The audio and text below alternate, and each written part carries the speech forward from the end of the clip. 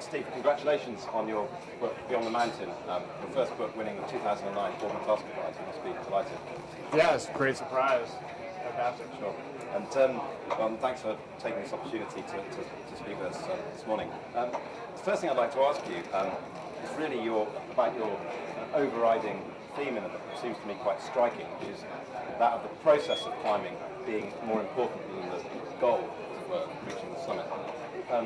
This led me to recall a famous remark by the maverick British climber and painter John Redhead, who once said that if you climb to get to the top of something, you should seriously question why you do so. And your book, to me, seems to be a kind of inquiry into that idea.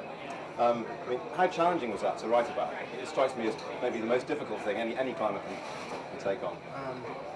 Well, I think that the book didn't just spring forth fully formed. It was a process itself, and the original idea that I had for the book, which isn't what is here, but the original idea was to have a different story, each story be about one aspect of climbing. In the sense, I had it all outlined. It was going to be one chapter about partnership, one about fear, one about death, one about success, one about failure, and so on. A thematic approach. Sure. But then when I started to write the stories, showing these themes, I realized quite quickly that not one story couldn't just represent one thing. Sure. All these themes were parts of all of these stories. So then there's no way in a way that it's impossible to separate. It's impossible to separate it all all parts out of the that totality way. of the climbing experience. It being maybe like having overthought it a bit much. I had pulled all these different things out and thought, okay, I can compartmentalize all these different aspects of climbing. But in the end, I had to go back and write the stories and let the stories determine what the themes were, essentially. And so it's interesting because that's the same process. It's very analogous to the climbing process. I mean, especially with a big project like climbing something like Nanga Parbat or some hard, head point or red point that you're trying to do. You don't just show up and just do it right off. That almost never happens. Writing, like climbing in that sense, can often have that epic quality of a great adventure. A journey. Indeed. No, that leads me into my second question, conveniently, because it certainly strikes me that, as you say, climbing, like writing, takes us on journeys where the outcome really is uncertain until the very end, perhaps. I mean, we really don't know where it's going to take us. The destination is truly unknown.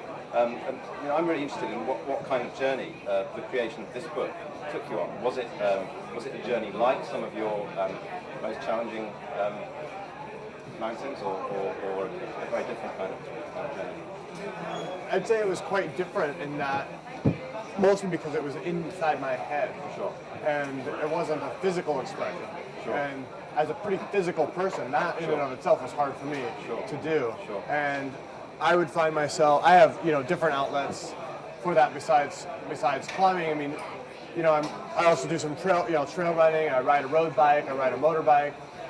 And I would find myself after riding for a while having to just get up and go do one of those things because I couldn't think about climbing. I didn't want to climb after writing about climbing. I needed to go get on the motorcycle. Because the experience of writing about it is that intense that it almost distracts you. It means that... Yeah, I needed to go do something else that was cathartic to expunge the climbing thoughts.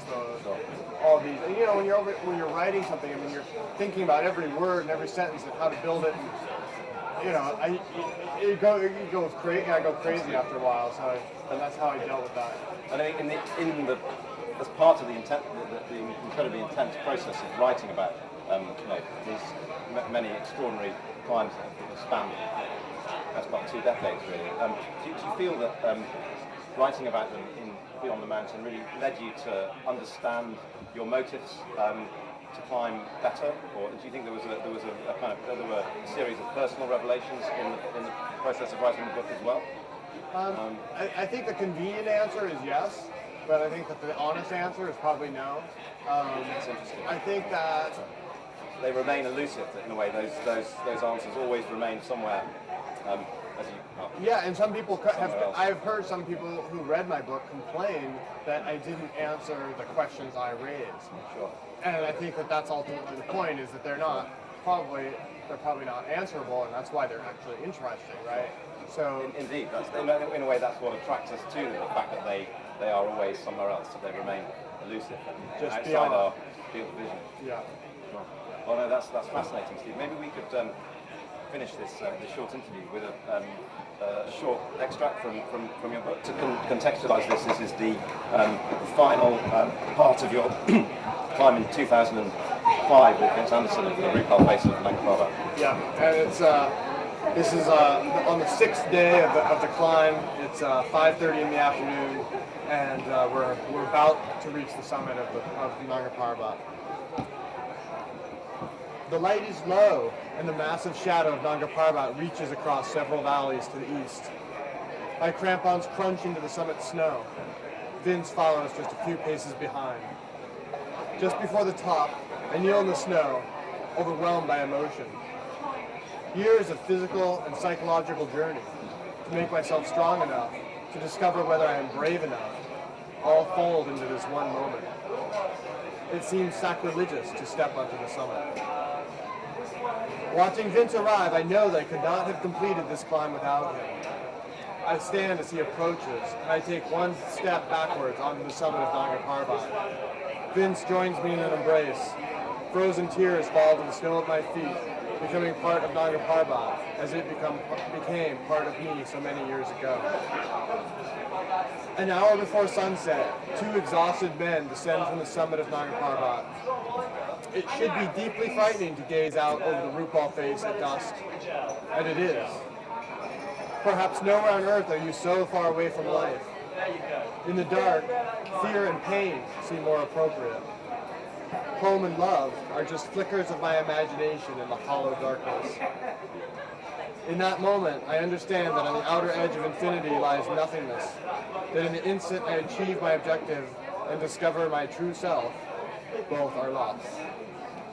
Steve, thanks very much for reading us that extract and giving a short interview. And once again, congratulations on winning the 2009 Baldwin Tasker Prize for Thank you very much. Thanks. Thank you.